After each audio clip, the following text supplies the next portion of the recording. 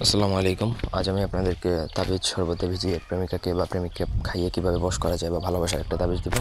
এই ভালোবাসার তাবিজ শুধুমাত্র প্রেমিক প্রেমিকার জন্য, এমন না স্বামী স্ত্রীর জন্য করতে পারেন। আপনার বাবা মা পরিবারের মধ্যে যদি ঝামেলা লেগে থাকে তাদের মধ্যে প্রয়োগ করতে পারেন।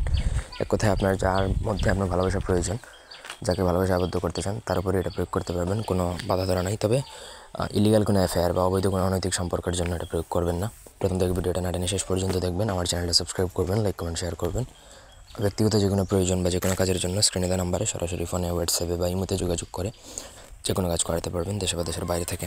স্ক্রিনের নকশাটা খুবই সহজ, ঠিক আছে? 16টা ঘরের একটা নকশা। আপনাকে নকশাগুলো লিখতে হবে। নকশাটা লিখতে হবে হচ্ছে যে কোনো শুক্রবার দিনে পাক পবিত্র হয় ভোজপাতের মধ্যে অরিজিনাল গুরুজন কালী দ্বারা। গুরুজন কালী এগুলো আমাদের থেকে নিতে পারবেন। অন্য কোনো কালী দ্বারা লিখলে হবে না। অন্য কোনো কালী দ্বারা লেখার কোনো বিধান নেই। যেই নিয়মে বলা হয়েছে সেটাই আপনাকে প্রয়োগ করতে হবে। যদি না পারেন তাহলে এই বিদ্যা আপনার জন্য না।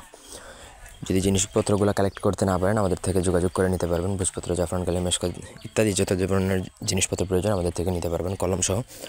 তো নকশা লিখবেন, লেখার পরে সেই নকশাটা আপনাকে শরবতের মধ্যে ডুবাবেন। কিছু সময় ডুবিয়ে রাখবেন, ঘণ্টাখানিক বা এর থেকে বেশি সময় চাইলে ডুবিয়ে রাখতে পারেন। তারপর ওইখান থেকে নকশাটা উঠিয়ে আপনার কাঙ্ক্ষিত যে প্রেমিক বা প্রেমিকা বা যার জন্য প্রয়োগ করতে চাচ্ছেন তাকে খাইয়ে দেবেন। নকশার নিচে তার নাম সহ লিখলে আর ভালো হয়। সেই শরবতটা অন্য সবাই খেতে পারবে, কোনো অসুবিধা না। তবে যার জন্য করবেন সেও যেন সাথে খায়, এটা হচ্ছে এনশিওর করতে হবে। প্রপারলি যদি করেন তাহলে আপনার কাজ 100/100 কাজ হবে, কোনো মিস্টেক নেই। তো আশা করি বুঝাইতে পারছি। তবে অন্যায়ভাবে এটা প্রয়োগ করবেন না। এই ছিল আজকের ভিডিও। ধন্যবাদ সবাইকে। আল্লাহ হাফেজ।